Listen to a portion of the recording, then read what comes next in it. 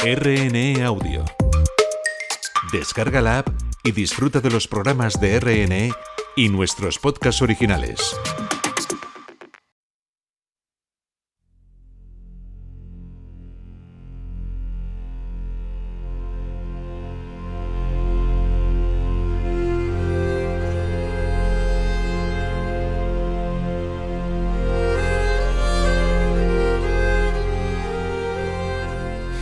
Bienvenidas, bienvenidos a este podcast producido en los estudios de Radio Nacional de España, A la Luz del Pensar.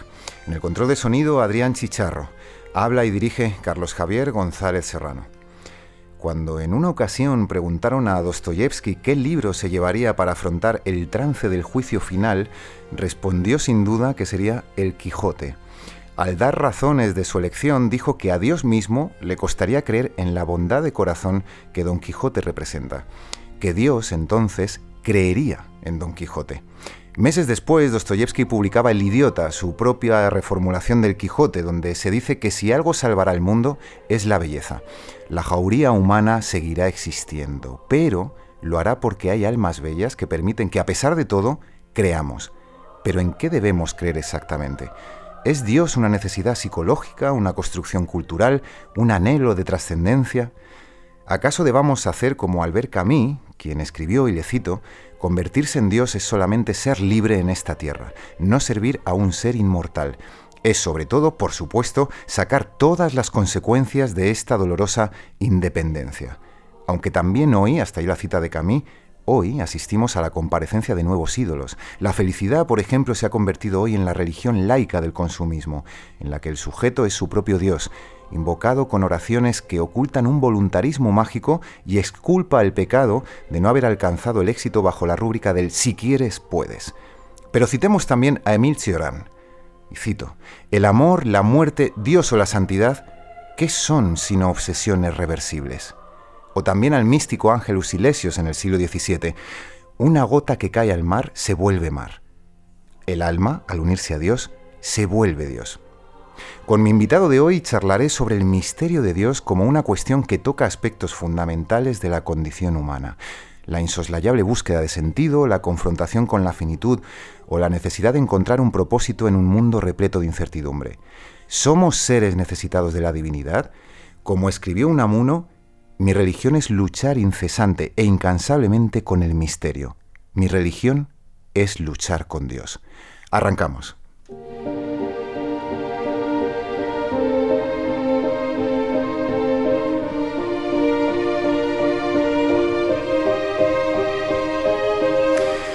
En este episodio de A la Luz del Pensar tendré la inmensa suerte de conversar con un admirado colega, muy admirado colega, Carlos Blanco Pérez, profesor titular en la Universidad Pontificia de Comillas, doctor en Filosofía y Teología y licenciado en Ciencias Químicas y autor de una apabullante cantidad de libros y artículos en los que pone de manifiesto su incandescente curiosidad.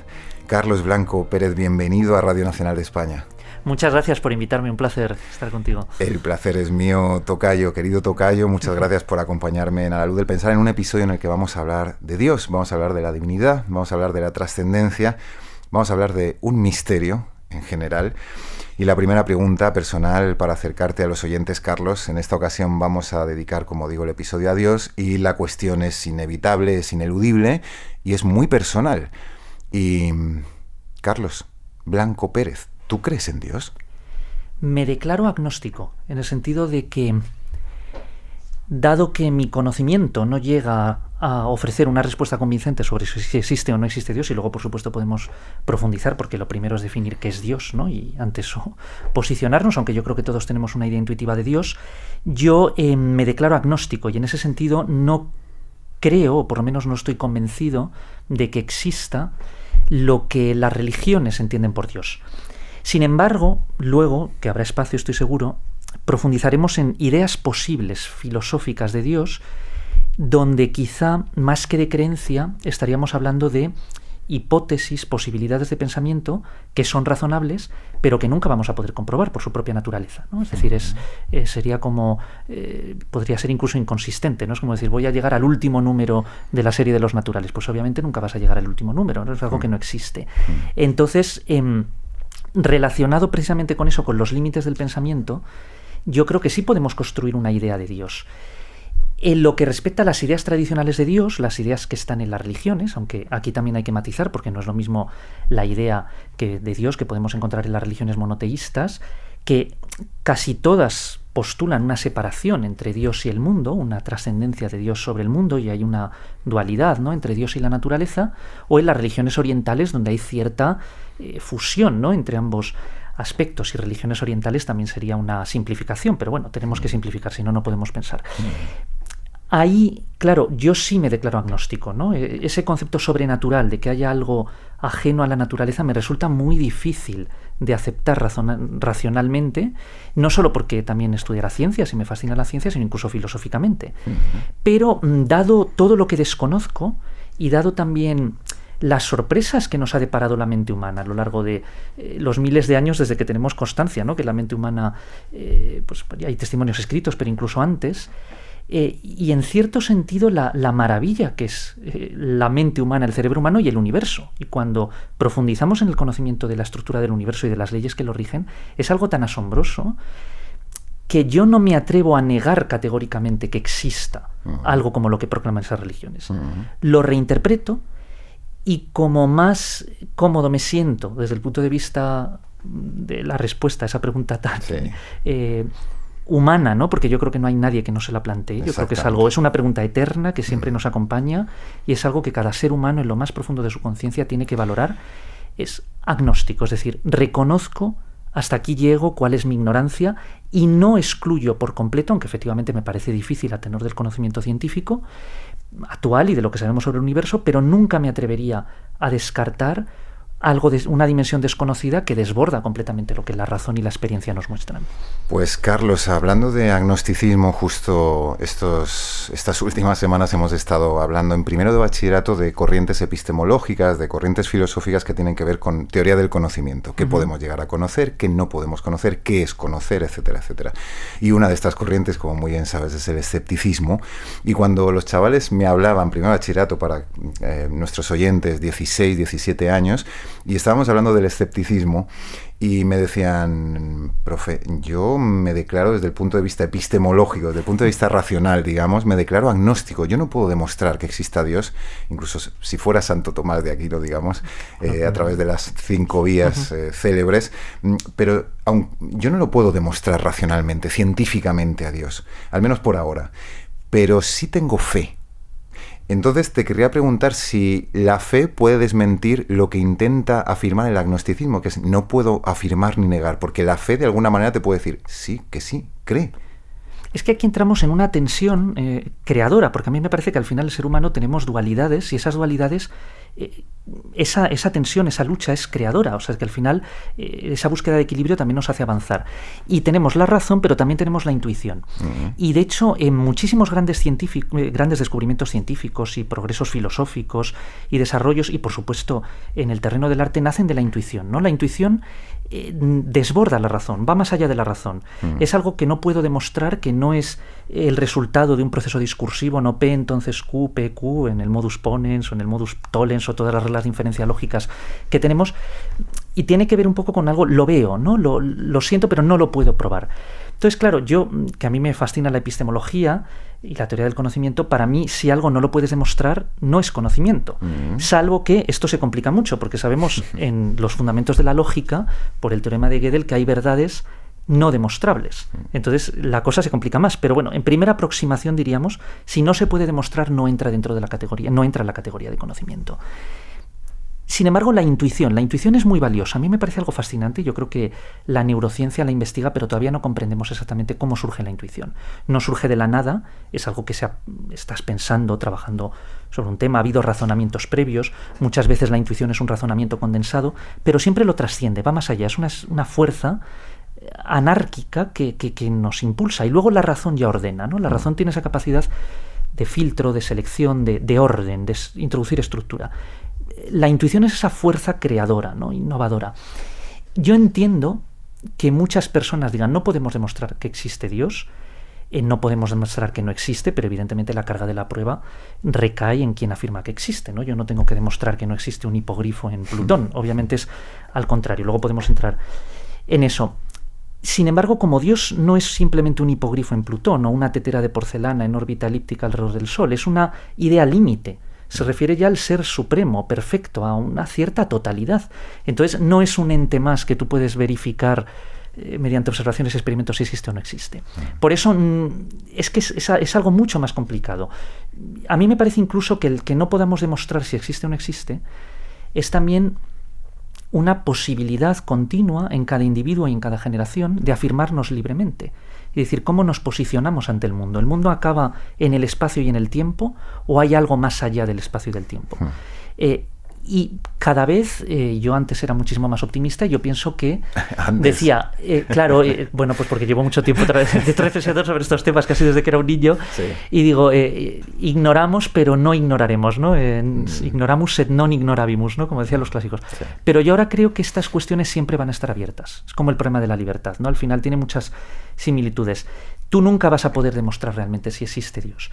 Puedes diseñar argumentos, por ejemplo, las 5 vías de Santo Tomás de Aquino son muy interesantes como indicios o posibilidades, pero tienes contraargumentos igualmente poderosos, ¿no? El problema del mal es el contraargumento quizá más patente, pero incluso dices, bueno, el orden del universo lo ha tenido que crear una inteligencia superior a la del hombre. Pero entonces, ¿quién ha creado esa inteligencia superior? Es un problema de complejidad creciente que te llevaría casi a una regresión infinita. Y si tú detienes esa regresión en Dios, también la podrías detener en el mundo. Es decir, ese es un problema que está claro. La cuestión es, ¿todo acaba en el mundo o no? ¿O hay algo externo? Incluso fíjate que ahora mismo en la propia física hay teóricos que postulan la existencia de multiversos, que a mí siempre me ha parecido un poco difícil de aceptar, ¿no? Porque nunca podrías observarlos, medirlos, es algo casi metafísico, un poco parecido. Sin embargo, la idea de Dios... Eso te iba a preguntar, Carlos. Una definición de Dios, porque estamos hablando de Dios como algo que supera lo inmanente, digamos, algo que va más allá del mundo, como una posibilidad, como algo que tiene que ver con la intuición o no, una vez que hemos descartado los argumentos racionales. Pero ahora que mencionabas o que ibas a poner una cópula después de Dios, Dios es, ¿qué es Dios? Para mí, sobre todo, es infinitud, lo infinito. O sea, lo infinito, aquello para lo que nunca habría un límite. Entonces, volviendo a lo anterior, esa intuición de que hay algo siempre más allá de lo que podemos ver, de lo que experimentamos, de lo que la ciencia descubre, ¿no? Tiene que ver con esa intuición de que siempre hay un más. Claro, pero ahí entra esa intuición, ¿no? Es decir, es algo que no podemos demostrar, mucha gente lo intuye, y yo respeto muchísimo a todos aquellos que creen y que efectivamente dicen, incluso por las cuestiones también éticas, antropológicas, existenciales, es decir, si no, la vida humana al final, pensar que esto es pura finitud es desconsolador o puede resultar desconsolador, no para todo el mundo, ¿no? Pero también hay que comprender que hay muchas personas que, aferradas a lo que la razón nos muestra y a lo que la experiencia nos muestra, dicen, bueno, no hay ninguna evidencia de Dios y yo no necesito a Dios ni para construir la ética ni para dar sentido a mi vida. O sea, al final son dos opciones igualmente respetables. Sin embargo, a mí lo que más me interesa es eso, el concepto de Dios, ¿no? ¿Qué significa lo divino? Más allá de las religiones, no tanto las religiones, cómo lo representan, en esto soy un poco hegeliano, ¿no? De la representación, más allá de la representación, el concepto, ¿no? ¿Qué idea de Dios? ¿Qué núcleo semántico hay ahí? Y a mí me parece que tiene que ver con esa idea de ausencia de límite, ¿no? Como un límite que nunca se llega a tocar. Sería como ese límite asintótico, ¿no? Que tú siempre puedes tender a ello, pero nunca lo tocas. Yo no sé si el ser humano necesita o está programado... Eso te iba a preguntar, ¿por qué esa necesidad de salir o tender hacia ese límite, esa asíntota? Esa asíntota, exacto, que nunca toca, ¿no? Esto es como el eje y nunca llega a tocar. Pero tenemos necesidad de postular eso, tenemos una necesidad de figura de Dios, tenemos una necesidad de esa trascendencia que va más allá, pero no ya en términos existenciales como estás planteando, que es absolutamente respetable y tolerable desde un punto de vista humano, esa necesidad de sentido en una existencia finita como es la nuestra, pero ya como concepto, ¿por qué necesitamos ese concepto de que supera todo límite, sobre todo conceptual, sobre todo de hecho, muchas veces Dios ha sido lo innombrable, Dios ha sido lo no conceptualizable, ha sido lo que no se le puede poner palabra. El logos es absolutamente, de hecho, estoy pensando ahora en el comienzo del Evangelio de Juan, por ejemplo, y al principio fue el verbo, porque a Dios no lo puede decir nadie salvo Él mismo. Entonces, se puede decir, ¿por qué tenemos esa necesidad de decir lo indecible? Y que prácticamente, fíjate, en un gran místico como Meister Eckhart, prácticamente llega a tal intento de liberar a Dios de cualquier atributo y de cualquier representación que prácticamente coincide con la nada pura, ¿no? Es casi como el comienzo de la ciencia de la lógica de Hegel, ¿no? El ser puro y la nada pura coinciden. Como estamos ante una idea tan límite, una idea tan profunda y al mismo tiempo elevada, al final ahí es donde yo creo que llegamos a las fronteras del pensamiento. Es lo que ya casi no podemos pensar, ya no solo decir, sino ni siquiera ya no solo expresar lingüísticamente, sino ni siquiera pensar conceptualmente, ¿no? ¿Por qué tenemos esa necesidad? Es una pregunta fascinante. Yo no estoy seguro, como diría San Agustín y otros, de que haya una necesidad innata, ¿no? en el ser humano. Esto nos hiciste para ti, nuestro corazón está inquieto hasta que no descansa en ti, ¿no? Al comienzo de las Confesiones, es el libro extraordinario, ¿no? Sí. El Sempiterno de San Agustín. Es decir, que de algún modo hay una semilla, esto está también en el famoso argumento ontológico de Descartes, ¿no? Si podemos pensar en lo infinito es porque lo infinito ha tenido que poner esa semilla en nosotros, dado que siendo finitos, ¿cómo podemos...? ¿Por qué tenemos esa inclinación a lo infinito, verdad? Es un argumento muy interesante. Diríamos de arriba abajo, ¿no? Tú no puedes pensar en lo más siendo menos si lo más no ha descendido. Claro, no ha hecho cuerpo dentro de ti. Claro, entonces yo más que de eso, yo creo que el ser humano necesita ideales. Es decir, que estamos hechos para configurar ideales. Límites, ideales. Porque un ideal al final siempre es un límite, ¿no? Con respecto a lo real. Es algo que siempre se diferenciaría continuamente de lo real. Nunca podrías llegar a un mapa 1-1, ¿no? A una perfecta simetría, una perfecta identidad, sino que siempre habría diferencia. Entonces es muy interesante, porque al final el pensamiento humano funciona con identidades y diferencias. Y el ideal es esa continua diferencia con respecto a lo real. Yo creo que el cerebro humano en esto quizá se puede acusar de cierto, no sé si reduccionismo, pero más que reduccionismo es intentar buscar el fundamento también neurobiológico, ¿no? De por qué pensamos como pensamos, y es algo que en el fondo el cerebro humano está constituido evolutivamente para proyectar. Y esa es nuestra gran ventaja evolutiva. Es decir, que no nos quedamos en la mera recepción de un estímulo, una respuesta confinados a un aquí, a una hora, a un margen tan estrecho, sino que somos capaces de proyectar continuamente. Por supuesto, el lenguaje expande inconmensurablemente esas posibilidades, pero más allá del lenguaje es esa capacidad, ¿no?, que tenemos de proyectar. Y Dios es la proyección absoluta, infinita.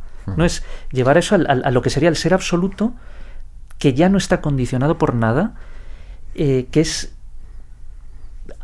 completamente idéntico a sí mismo. Si se me permite un poco los conceptos de la lógica, ¿no? Sería el sistema que es completo y consistente al unísono, ¿no? Donde no falta nada, pero todo está perfectamente armonizado, es perfectamente consistente, ¿no? Sería eso, la perfección. Por eso cuando San Anselmo define a Dios, que a mí me gusta mucho también esa definición del famoso id quo maius cogitari non potest, ¿no? Aquello cuyo mayor no puede pensarse. Eso en el fondo es lo infinito. ¿De dónde viene esa necesidad? Yo creo que tiene que haber algo en cómo está constituido el cerebro. Es la maravilla también de la evolución, porque al final dices, ¿por qué ha surgido el cerebro que ha surgido? ¿Por qué ha surgido la evolución que ha surgido? ¿Por qué hay las leyes de la física y de la química que permiten que eso sea así? Y esto ya nos lleva de nuevo al problema del fundamento, del límite. Carlos, claro, escuchándote, estoy pensando, por ejemplo, en el primer motor aristotélico, estoy pensando en las 5 vías de existencia de la razón, a través de la razón, digamos, de Santo Tomás.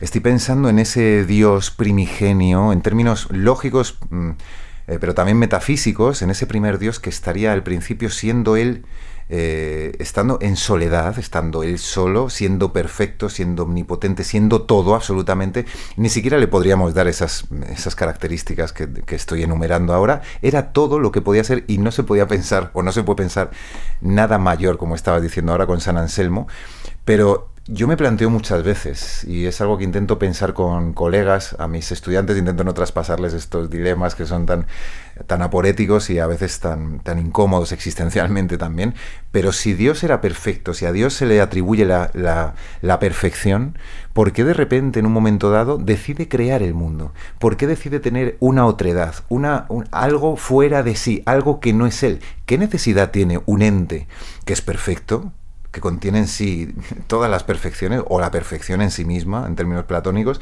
¿Por qué crea algo fuera de sí? Es algo que yo siempre me he preguntado, ¿eh? También estudié teología y al final no encontré una respuesta muy clara. En mi esquema actual, o sea, como yo concibo a Dios como el límite asintótico al que tendería una mente, no solo la nuestra, sino una mente superior a la nuestra. Al final, el límite de lo concebible dada una mente. O sea, la mente que tenemos nosotros, Homo sapiens sapiens, no tiene por qué ser el destino, la última estación evolutiva. Puede surgir una mente superior a la nuestra. Luego hablaríamos de la inteligencia artificial o de esa fusión entre mente humana y artificial. Pero igual que ha habido mentes que estaban por debajo de la nuestra, ¿no? Desde el Homo habilis, el Homo erectus, y ¿por qué no puede haber una superior? Entonces el límite asintótico, cuando tuvieras la mente sublime, absolutamente suprema, eso sería Dios. O sea, yo en eso soy más hegeliano. Yo creo que Dios se está haciendo. Es un proceso, no es algo que se haya completado. Uh-huh. Incluso lo vincularía con la idea matemática de límite. Es algo que nunca, por su propia definición, podrías alcanzar. Sería tan absurdo como hablar del último número entero, ¿no? No tiene sentido. O el último número primo, nunca llegaríamos a ello.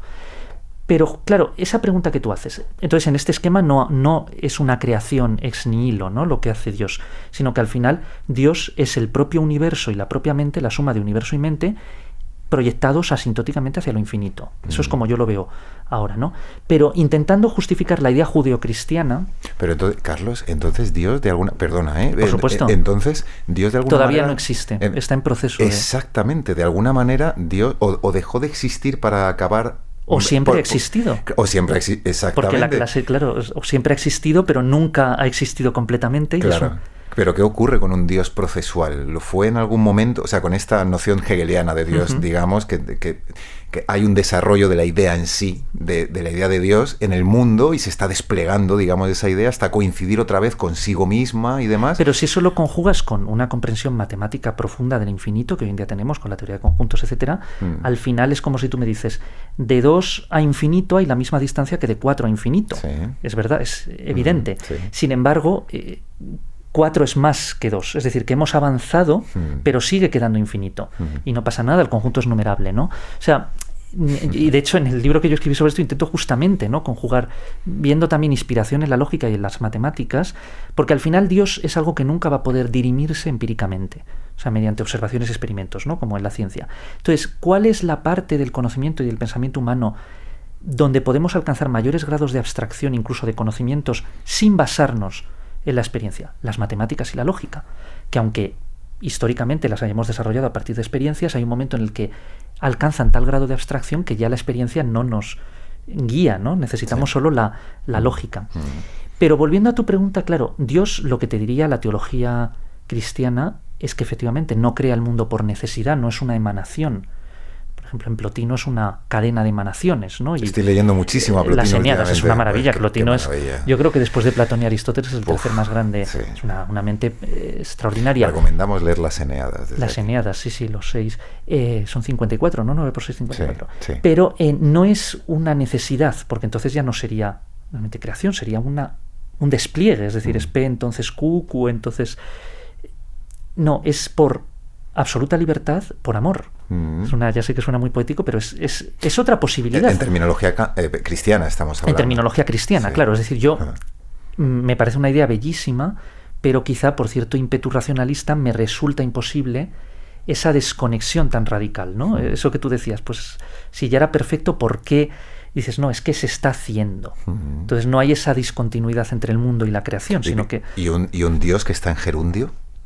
¿Es un Dios que está en gerundio? Es un Dios que está siendo o está haciéndose. O sea, ya te digo que no veo nada malo. Es como si tú me dices, la serie de los números naturales siempre seguirías avanzando, siempre se está haciendo, pero al mismo tiempo ya es infinita.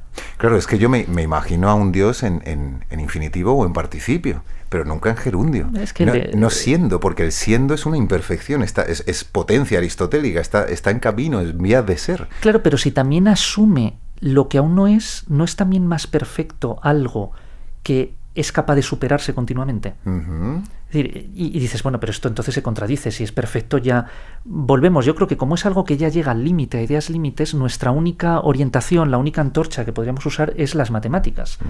Porque en este plano especulativo, ¿qué si no en las matemáticas puede asistirnos, ¿no?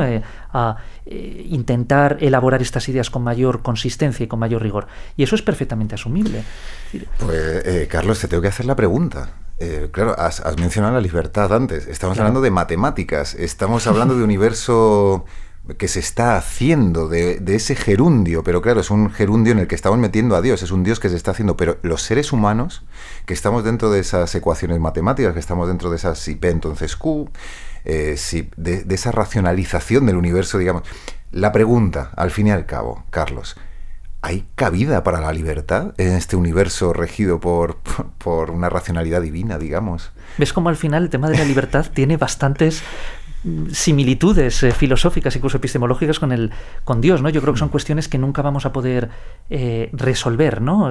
Satisfactoriamente, ¿no? Decidir, ¿no? Es como lo de en lógica es indecidible, en el sentido de que, ya digo, no vamos a poder probar que existe ni que no existe, porque al final, claro, cualquier acción hipotéticamente libre siempre cunde la sospecha de que está ya determinada, ¿no? Sí, fíjate la sospecha, famoso experimento de Libet, de Libet, famoso, ¿no? Y sí. El potencial de readiness potential, ¿no? El potencial de preparación, aunque yo no es en este tema, ¿no? Yo creo que tampoco es concluyente, pero a la vez, a la inversa, si tú tienes ese poder predictivo y eres capaz de decirme que no eres libre, entonces deberías ser capaz de predecir de una manera casi científica qué es cómo me voy a comportar y qué voy a decidir.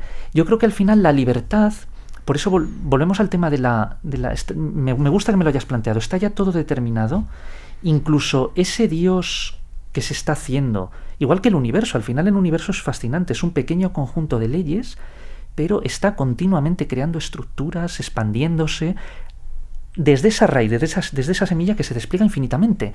Y el tiempo, la existencia del tiempo, es la diferenciación continua con lo anterior, está añadiendo información constantemente al universo. Es decir, si el universo fuera solo espacio, ya no habría nada nuevo. Pero al haber tiempo, continuamente se está añadiendo información. Procesualidad.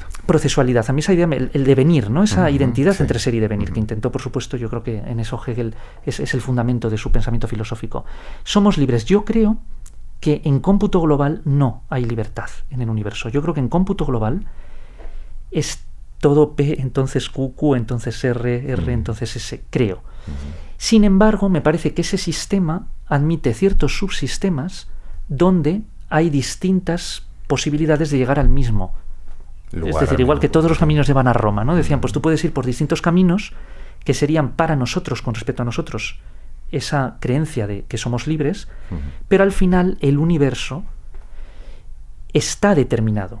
Es muy interesante, ¿no? Porque aquí hay un gran debate. Al final, incluso la física, hoy los dos grandes modelos que hay en la física, las dos grandes teorías, es una indeterminista, como es la mecánica cuántica, y otra es determinista, como es la relatividad general. Pero lo que rige el universo a gran escala es la relatividad general. Es decir, hay un determinismo muy profundo. Sin embargo, a una escala muy pequeña hay indeterminismo. Y de hecho la ciencia no puede... lo que obtiene son leyes probabilísticas, no leyes deterministas. Es muy interesante que en nuestra descripción del universo no seamos capaces de conjugar realmente ambos. Y si el universo en su propia esencia fuera una mezcla que ya desborda ahora mismo lo que el pensamiento humano alcanza a conceptualizar consistentemente entre lo determinista y lo indeterminista. Y si hubiera algo, parece un tertium non datur, ¿no? Se diría, pero ¿y si hubiera algo que todavía no somos capaces de conceptualizar que integra ambas y que permite que lo aparentemente incompatible, como sería un círculo cuadrado, ¿no? Un triángulo redondo, pues sin embargo, sí esté en el universo.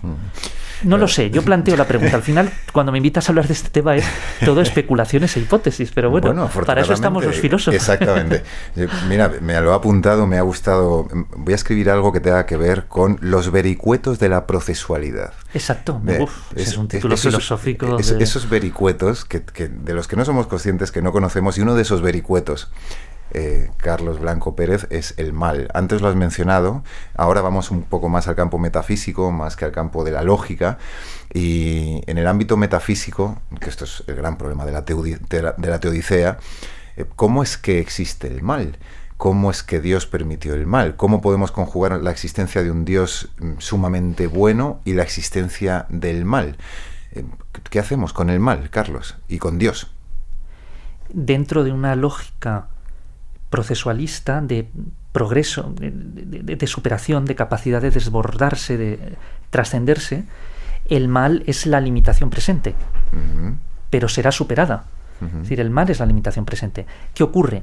Y en esto ya sé que muchos oyentes que hayan leído a Leibniz van a detectar aquí cierta...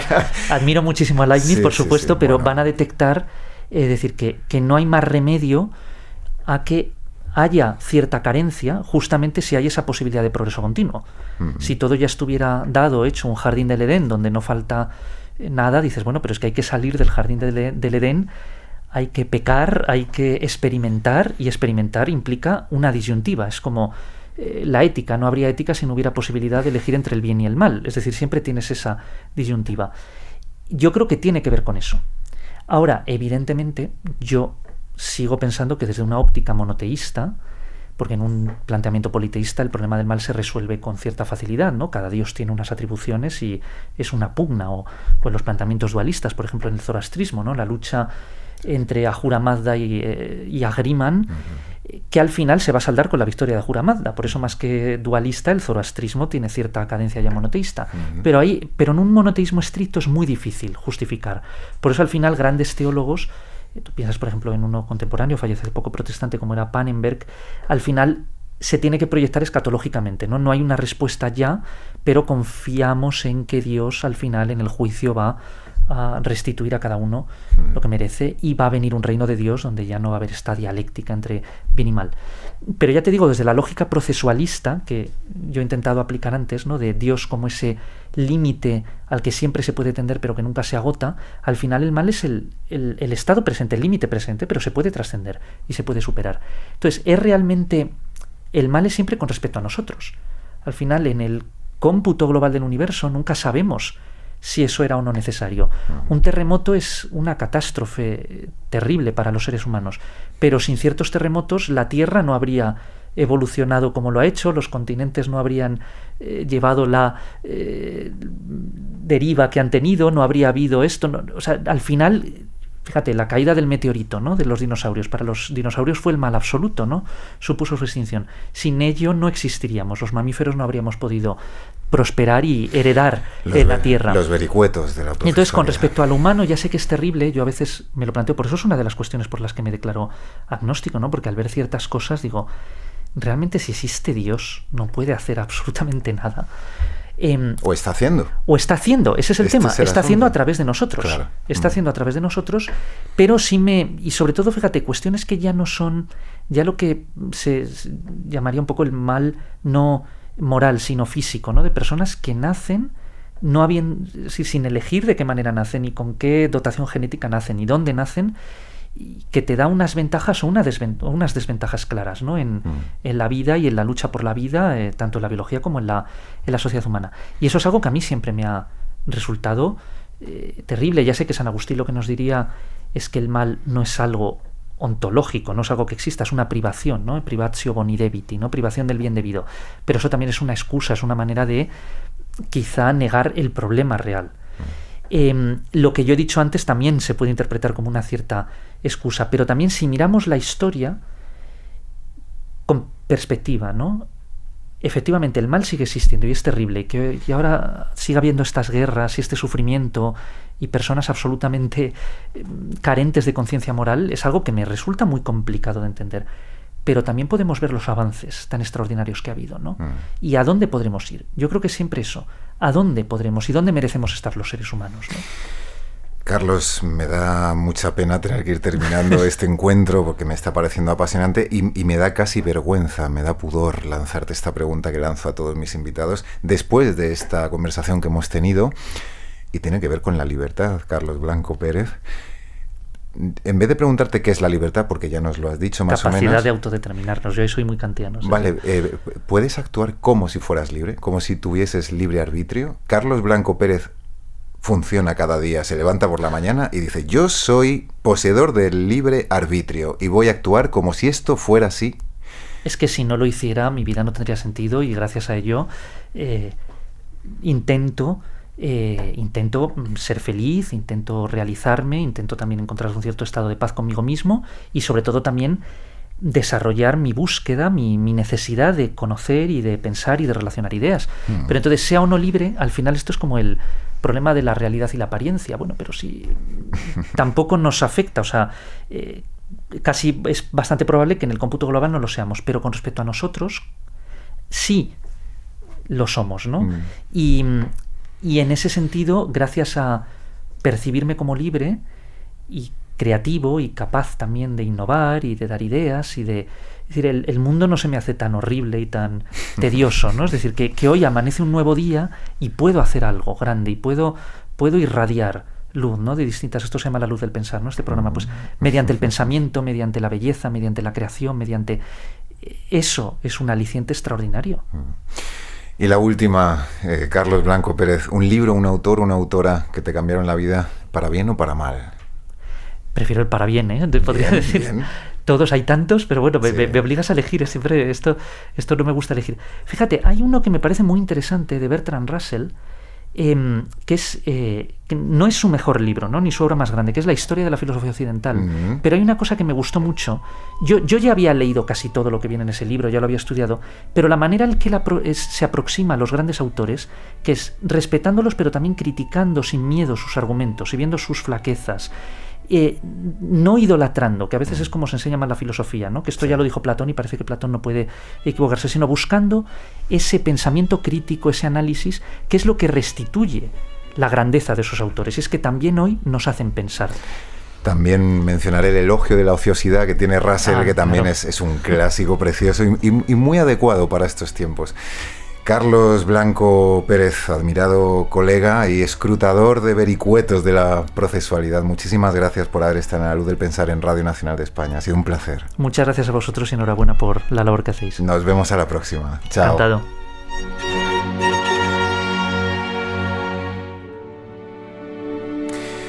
Hoy me despido con unos versos de Luis Cernuda en La realidad y el deseo. El poema de este libro inmortal, uno de mis favoritos, de los libros que nunca faltan en mi mesilla de noche, el poema de La realidad y el deseo de Luis Cernuda dice así: todo lo que es hermoso tiene su instante y pasa.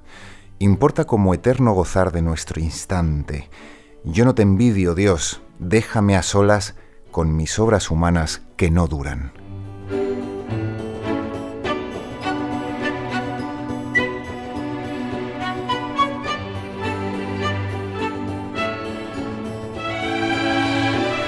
Y hasta aquí un nuevo episodio de La Luz del Pensar, el podcast de pensamiento de Radio Nacional de España. Desde los estudios de la Casa de la Radio de Prado del Rey, con Adrián Chicharro en la técnica, se despide Carlos Javier González Serrano.